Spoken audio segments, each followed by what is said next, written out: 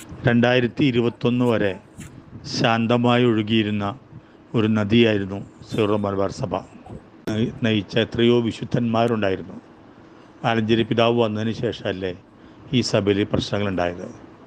ഈ ഭൂമി കുംഭകോണവും അതിനെ മറയ്ക്കാൻ വേണ്ടി കുർബാന വിവാദവും എടുത്തിട്ട് അവസാനം എന്തായി? ആലഞ്ചേരി പിതാവും പുറത്തുപോയി, ആൻഡ്രൂസ് പിതാവും പുറത്തുപോയി. എന്നിട്ട് പ്രശ്നം തിരുന്നില്ല. കാരണം എന്താണെന്ന് വെച്ച് കഴിഞ്ഞാൽ അവർ വിതച്ചത് ആ വിത്ത് അത് തിരിച്ചറിയാതെ കുറേ പേര് അവരുടെ കൂടെ ഇങ്ങനെ നടക്കുന്നുണ്ട്. സഭ ക്രിസ്തുവിൻ്റേതാകണമെങ്കിൽ ക്രിസ്തുവിൻ്റെ നിലപാടുകൾ എടുക്കണം.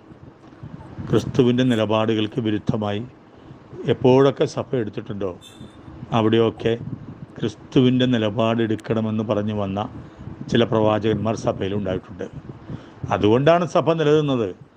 കാലാകാലങ്ങളിൽ ഈ സഭയെ വിശുദ്ധീകരിക്കാൻ പരിശുദ്ധാത്മാവ് കുറേ പേരെ തിരഞ്ഞെടുത്തിട്ടുണ്ടായിരുന്നു.